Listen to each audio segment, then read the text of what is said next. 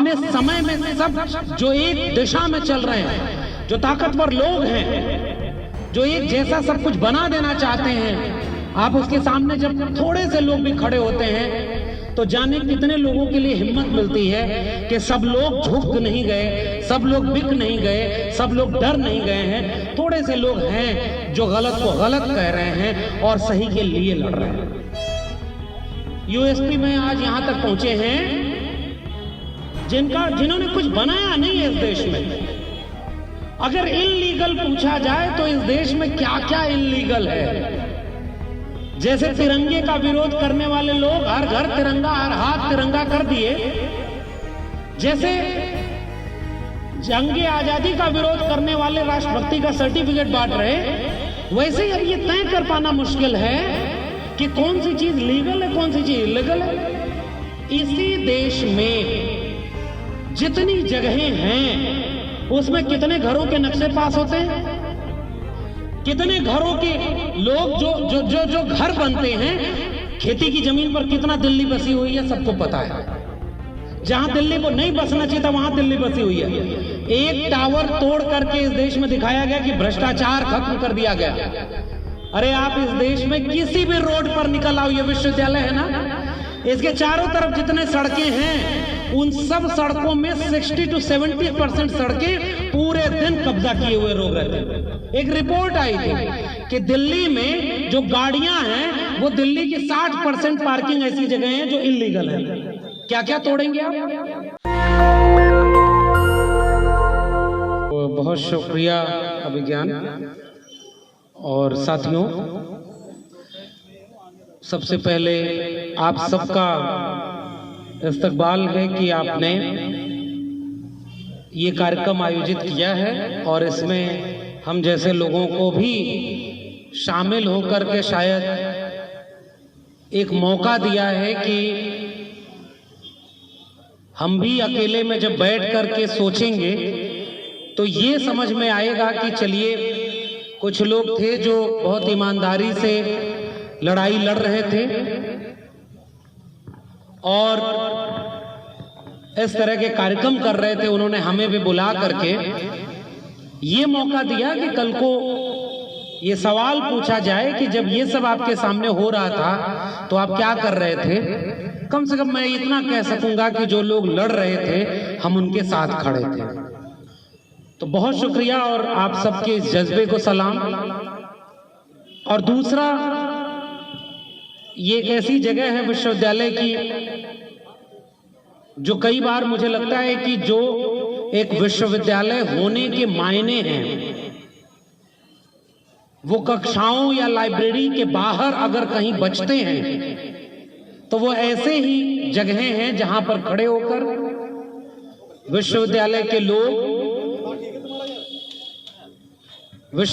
के लोग इस बात पर चर्चा करते हैं कि जो कुछ भी इस विश्वविद्यालय परिसर के बाहर हो रहा है और वो गलत है, वो संविधान विरोधी है, वो मनुष्यता विरोधी है, उसके लिए भी जो जिम्मेदारी बतौर शिक्षक, बतौर छात्र एक विश्वविद्यालय से जुड़े हुए लोगों की होनी चाहिए, उसे भी निभाने की कोशिश आप कर रहे हैं। इसके लिए भी मैं आपको सैल्यूट करूंगा, क्योंकि सच बात यह है कि जिस जगह हम लोग खड़े हैं ऐसी जगहें भी अब खत्म की जा रही हैं। लगातार ऐसी जगहें, बुलडोजर तो अभी चल रहा है कस्तूरबा नगर और ऐसे तमाम जगहों पर, और वो दिख रहा है, लेकिन एक बुलडोजर हमारी जहनियत पर भी चल रहा है कि आप ये न सोचें और जहां खड़े होकर जिन लोगों से मिलकर आप कुछ ऐसा सोचते हैं हम उन जगहों को भी खत्म कर देंगे।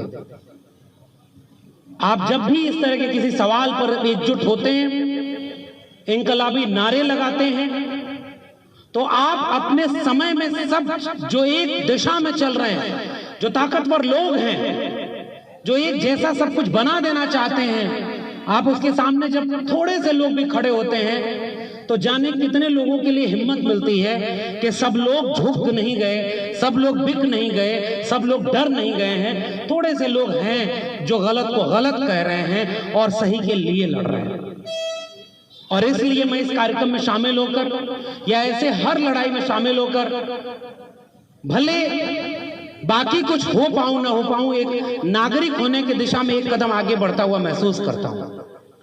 क्योंकि मेरे नागरिक होने का फर्ज मेरे विद्यार्थी या शिक्षक होने से पहले है। क्योंकि हमारे जैसे जाने कितने लोग जिन्हें प्रोफेसर होना चाहिए था, जिन्हें आप जैसे तमाम लोग जिन्हें छात्र होना चाहिए था, वो तो वहां नहीं किए गए। वो सब ठेके पर रख दिए गए हैं, वो सब बेचे जा रहे हैं, कहीं मजदूरी कर रहे हैं, कहीं किसानी कर रहे हैं। और जिन्हें जहां नहीं होना चाहिए था वो वहां पर बैठे हुए बड़ी बड़ी कुर्सियों पर ऐसा हुक्म दे रहे हैं कि इस देश में अब कोई सुरक्षित न बचे। और वो हुक्म ऐसा है जिसमें साफ दिखता है कि वो कोई न्याय का पक्ष नहीं ले रहा है। अभी दिल्ली में भी ये हो रहा है। पिछले दिनों जहांगीरपुरी में हुआ था, वहां भी कुछ लोग बुलडोजर के सामने खड़े हुए थे।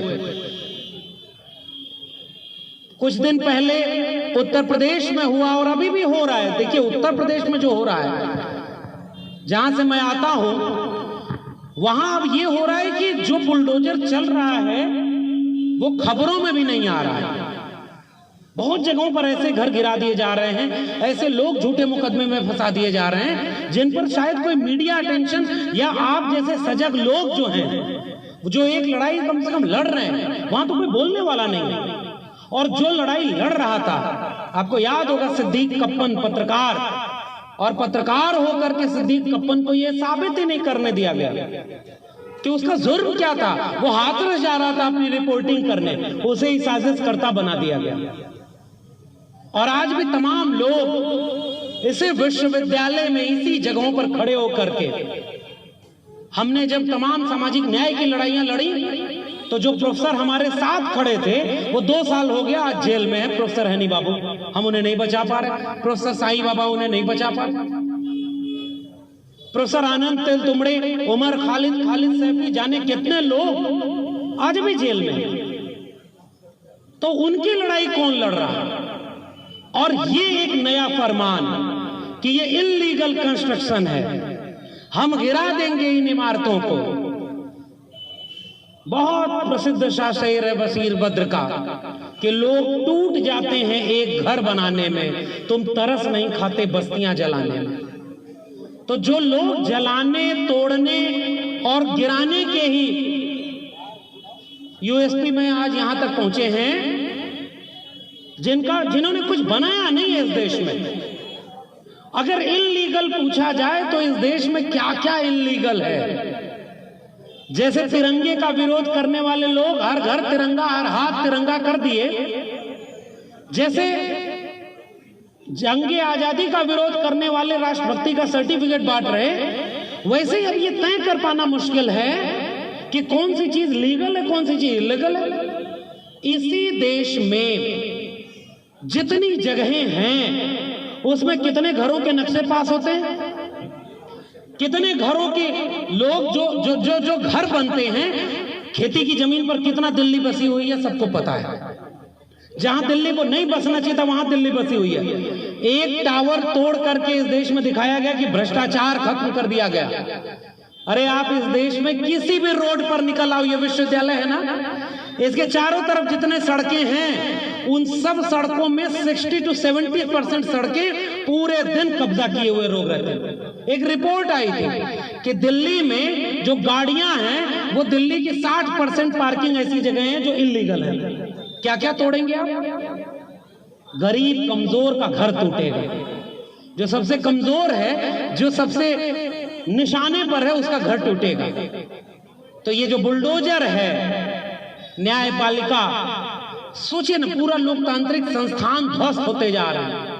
हमने शुरुआत ही मैंने अपनी बातचीत की यही की कि जिस जगह हम खड़े हैं ये भी ध्वस्त हो रहा है और बुलडोजर इस पे भी चल रहा है, बस दिख नहीं रहा है। कहीं वो एनएफएस का बुलडोजर है, कहीं वो फीस बढ़ा देने का बुलडोजर है, कहीं वो परमानेंट अपॉइंटमेंट न करने का बुलडोजर है, और कहीं इस पूरे विश्वविद्यालय को निजी हाथों में बेच करके जिसने कहा था इस देश को बिकने नहीं दूंगा, उसने इस देश को बेचते बेचते अपने दोस्त को दुनिया का दूसरा सबसे अमीर आदमी बना दिया।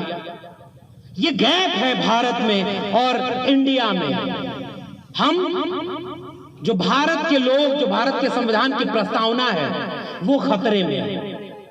और इसलिए मैं आपके कार्यक्रम में आकर के बहुत ज्यादा बोलने की बजाय, शायद जब मैं बोलता हूं ये सब बातें, तो मुझे नहीं पता कि मैं किसी और के लिए बोल रहा हूं। मुझे केवल ये महसूस होता है कि शायद मैं ये अपने लिए बोल रहा हूं कि हमारी हिम्मत न टूटे, हमारा हौसला न टूटे। जाने कितने मोर्चों पर हमें लड़ाई लड़नी पड़ रही है। अपनी फीस किताब कॉपी बचानी है, अपनी नौकरी बचानी है, अपने साझा शहादत से मिले साझा विरासत को बचानी है, गरीब कमजोर मजलूम को बचाना है। आप कितने मोर्चों पर लड़ पाएंगे? लेकिन फिर भी मैं सैल्यूट कर रहा हूं लड़ने वाले तमाम छात्र संगठनों को, जिन्होंने एक साझा मंच बनाकर इस पूरे विश्वविद्यालय परिसर को इसके निर्जीव होने से बचाया है, इसे सजीव बनाए रखा है। इसलिए जो लोग, देखिए लड़ाई बिल्कुल साफ है। ये लड़ाई भारत के संविधान और उसके बाद सबका भारत बनाने वाले लोगों और विचारों के सामने उनसे लड़ाई है जो शुरू से संविधान विरोधी रहे हैं, जिन्होंने संविधान को अब कभी कबूल नहीं किया।